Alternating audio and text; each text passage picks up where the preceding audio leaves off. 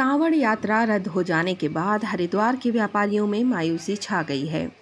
यात्रा के रद्द हो जाने से हरिद्वार में व्यापारियों को करोड़ों रुपए का झटका लगने का अनुमान है। हर साल कांवड़ यात्रा में विभिन्न राज्यों से करोड़ों शिव भक्त गंगा जल लेने हरिद्वार पहुंचते हैं। ऐसे में निराश व्यापारी सरकार से राहत की मांग कर रहे हैं। सरकार से हमारी मांग है, व्यवस्था करे, कांवड़ यात्रा शुरू करे, चाहे उनका रजिस्ट्रेशन करके एंट्री ले। रोज 2 लाख आदमी, 1 लाख आदमी, 2 लाख आदमी, 3 लाख आदमी रोज हरिद्वार में एंट्री करे और उनको जिस तरीके से आपने अस्थि प्रवाह के लिए 5 घंटे का समय दिया है, आप उसी तरीके से उनको 6 घंटे का, 4 घंटे का, 8 घंटे का समय देके हरिद्वार में आए, गंगा जल भरे और जाएं, जिससे कि हरिद्वार की आमदनी भी बढ़ेगी, आमदनी भी बढ़ेगी। नहीं तो हालात तो ये है कि 1500 करोड़ रुपए का नुकसान इस कांवड़ यात्रा के दौरान इस हरिद्वार के व्यापारियों को होने वाला है। लेकिन साथ साथ सरकार को ये भी ध्यान रखना चाहिए कि इस कांवड़ यात्रा पर लाखों लोगों का रोजगार वो उस पर आधारित है और चूंकि पिछले लगभग 8 महीने से पहले ही हरिद्वार का व्यापारी और उत्तराखंड का व्यापारी वो इस अपने व्यापार की गतिविधियों के ठप होने से त्रस्त था और ऐसी सूरत में कांवड़ यात्रा से उनको बड़ी उम्मीदें थी।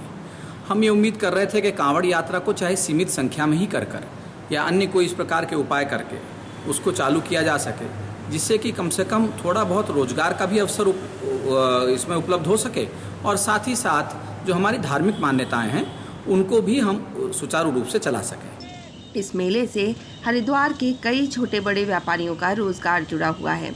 यही कारण है कि कांवड़ यात्रा के रद्द हो जाने से हरिद्वार के व्यापारी निराश हैं। और कहीं ना कहीं अर्थतंत्र को भी मजबूत करने के लिए सरकार को कोई ना कोई पहल करनी चाहिए। जिस तरीके से केंद्र सरकार आज की तारीख में हर चीज को लॉकडाउन से खोल के एक अर्थतंत्र को मजबूत करने का प्रयास कर रही है, उसी दिशा में राज्य सरकार को ऐसा प्रयास करना चाहिए ताकि धार्मिक मान्यताएं बनी रहे और आर्थिक संकट के दौर से गुजर रहे हरिद्वार के व्यापारियों के लिए भी कोई ना कोई राहत का पैकेज इसके अंदर आ जाएगा। सरकार को अपनी तरफ से लागत भी नहीं लगानी पड़ेगी, हल्का सा लॉकडाउन खोलने की इसमें जरूरत पड़ेगी। लॉकडाउन भी क्या खोलना पड़ेगा, जैसे कोई नियमित समय निर्धारित करके कांवड़ यात्रा को सुचारू रूप से चलाया जा सकता है, चाहे सांकेतिक तौर पर चलाया जाए, धार्मिक मान्यताओं के अनुसार चलाया जाए, चाहे कोरोना के दौरान जो सोशल डिस्टेंसिंग का नियम चल रहा है उसके अंतर्गत चलाया जाए। चार धाम यात्रा के बाद अगले महीने शुरू होने वाली कांवड़ यात्रा से काफी उम्मीदें थीं, अब इसको भी रद्द कर दिया गया है।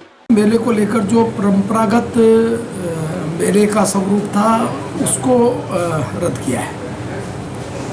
गंगा जल लेके जाना, गंगा जली के आधार पर अपना विधि विधान से पूजा करना, पाठ करना, उस पर कहीं प्रतिबंध नहीं लगाया, किसी तरह का भी ना है। राज्य अपने हिसाब से तय करे गंगा जल कैसे ले जाना है, कितने लोग लेने आएंगे, क्या होंगे, उनके लिए कोई दिक्कत नहीं, छूट है। लेकिन कांवड़ का जो परंपरागत रूप से करोड़ों लोग जिस रूप में आते थे उसको कहा कि वो सब कोरोना ने धर्मनगरी हरिद्वार की छटा और अर्थतंत्र को बिगाड़ कर रख दिया है। यही कारण है कि हरिद्वार के व्यापारी सरकार से लगातार राहत की गुहार लगा रहे हैं। न्यूज़ स्टूडियो के लिए हरिद्वार से सुमित यश कल्याण की रिपोर्ट।